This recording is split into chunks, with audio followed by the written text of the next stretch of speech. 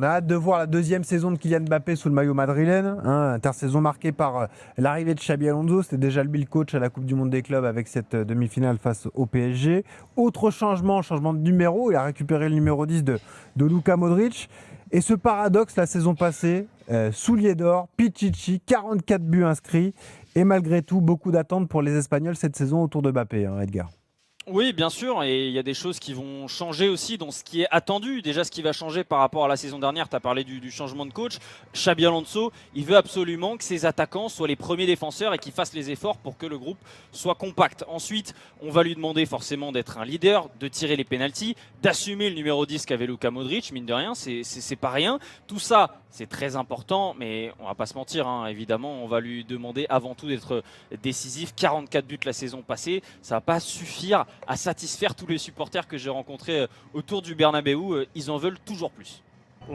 Une cinquantaine de buts, ce serait très bien. Une vraie réussite serait de gagner le seul titre qui lui manque, la Ligue des Champions.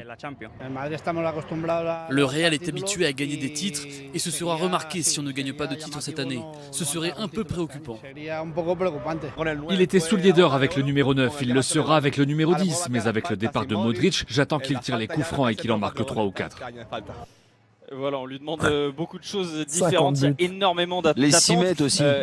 Mais évidemment, le critère numéro 1, messieurs, et de très très loin quand on joue au Real Madrid, ce sont les grands titres. Toute la presse madrilène demande ça. Ils n'ont aucun doute en fait sur les statistiques qu'aura Kylian Mbappé, mais ce sont les titres qui vont tout définir. Et c'est un petit peu ça la difficulté de la chose, parce que le critère numéro 1 d'une saison réussie, finalement, il ne dépendra pas que de Kylian Mbappé. Est-ce qu'il devra se réinventer, Kylian Mbappé, cette saison au Real 32-16 pour participer avec nous? Steve, est-ce que tu penses qu'il doit modifier son jeu, son état d'esprit, Mbappé, pour franchir une étape supplémentaire à Madrid? Mais bien sûr, comme tous les grands joueurs, ils ont à un moment donné, ils sont obligés de se réinventer, ils sont obligés de mettre des nouvelles choses dans leur palette complète. On a toujours dit que Mbappé, l'un de ses problèmes, c'était aussi le jeu de tête. Tu vois, ça c'est quelque chose sur lequel il n'a jamais réellement progressé. La combativité dans le jeu aérien, c'est quelque chose sur lequel il n'a jamais progressé. Là où il a un petit peu régressé, c'est sur la prise de profondeur, où là on voyait qu'il allait, alors je dis bien, faut toute mesure garder, toute raison garder, pardon. Il allait un peu moins vite dans la percussion. Par contre, là où il avait progressé aussi, c'était dans le petit jeu. Et dans le déclenchement des frappes, dans la relation aux autres. Il a marqué beaucoup de buts et il continuera à en marquer toujours quand tu es dans une équipe qui domine autant beaucoup d'équipes, en tout cas, comme le Real de Madrid.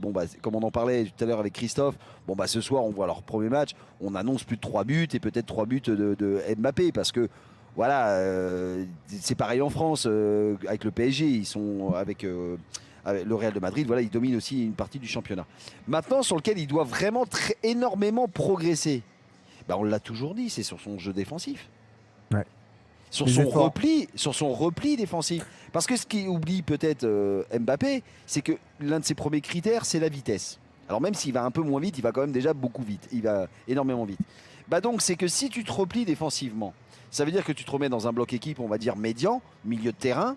Donc ça veut dire qu'à la récupération de balles, tu vas avoir plus de profondeur et tu vas avoir plus de jeu dans le dos des équipes, surtout quand tu joues numéro 9. Donc là, en fait, on te demande, ce qu'on te dit, c'est peut-être de t'améliorer et de progresser dans ton jeu défensif, mais c'est pour accentuer ton point positif, qui est la profondeur, et te retrouver en un contrat contre les gardiens. Tout simplement. Il y a plein de sujets abordés, Edgar. C'est pas un joueur parfait. Ce qui est sûr, c'est que c'est la mission de Xabi Alonso, faire fonctionner cette doublette Vinicius-Mbappé. Clairement, les espoirs, ils sont sur les épaules du Français plutôt que du Brésilien, parce que lui aussi sort d'une saison très décevante. Oui, et plus décevante d'ailleurs que Kylian Mbappé, parce qu'il était deuxième au Ballon d'Or, pas loin d'être premier, et on a l'impression que ça a été un petit peu un coup de massue. On n'a toujours pas vraiment récupéré le Vinicius qu'on a tous envie de voir quand on est fan de foot, parce que c'est un joueur, c'est le type de joueur qu'on aime voir sur un terrain, en tout cas sur le côté footballistique et ses qualités techniques. Les deux étaient décevants sur le plan défensif la saison passée, et surtout je pense qu'il y a des scènes que les supporters madrilènes n'ont plus envie de voir. Ce sont les scènes où il y en a un des deux qui fait l'effort, et vu que l'autre ne suit pas, et ben en fait cet effort il est dans le vent, il sert à rien. Combien de fois on a vu Mbappé faire un pressing sur le gardien ou Vinicius faire un pressing sur le gardien, mais vu qu'il n'y a personne derrière qui suit, en fait il s'épuise juste et ça on a presque l'impression que ça les décourage à faire les efforts parce qu'il n'est pas collectif. Et c'est le grand défi de Xabi Alonso, et c'est ce que répète toujours Xabi Alonso, c'est les distances entre les joueurs. Il veut que son groupe soit compact pour qu'on puisse récupérer côté madrilène les deuxièmes ballons, etc. et que ça serve à quelque chose de courir. Exactement. Mais Xabi Alonso, hormis ce projet aussi de vouloir jouer et que les joueurs soient de plus en plus compacts, c'est que ces deux joueurs-là, finalement, soient plus productifs à deux. Bah oui. C'est ça. Parce qu'ils sont productifs en individuel presque à chaque fois. Soit l'un est bon, soit l'autre est bon. Ils sont rarement bons en plus. Ils sont rarement bons tous les deux, t'as raison. Ils sont rarement bons tous les deux au même moment lors des grosses confrontations, parce qu'on le disait, le Real de Madrid. Bon oui, gagner un championnat forcément. Le Real Madrid, pardon. Le Real Madrid, c'est le championnat, oui, mais c'est la Ligue des Champions. C'est les titres, c'est les très gros titres. Donc tu as besoin dans tes très grands titres de tes très grands joueurs. Avec un autre enjeu, c'est de briller aussi dans un Classico et de marquer enfin face au Barça, parce qu'à chaque fois ils se font humilier par la Kylian Mbappé et les Barcelonais. Kylian Mbappé, lui, il a brillé face au Barça, mais l'équipe en elle-même a perdu à chaque fois. Donc en fait, c'est toute la difficulté aussi de la chose, c'est que même s'il marque, ça garantit pas forcément la victoire derrière. Juste Edgar, toi ça fait plus d'1 an que tu es en Espagne désormais. C'est quoi sa cote de popularité? Est-ce qu'on l'adore? Est-ce qu'on est encore un peu sceptique? Comment on juge Mbappé justement? Est-ce qu'on aime le joueur, le charisme de la star? Comment il est perçu? Alors je pense qu'il a une plus grande cote, on va dire, d'amour à Madrid qu'en France, par exemple, sur ces dernières années, ou en tout cas qu'à Paris, c'est sûr, parce qu'on pense souvent à Paris où sa cote de popularité a pas mal baissé ces derniers temps et ces dernières années. À Madrid, clairement, c'est la star de l'équipe, c'est la star du championnat.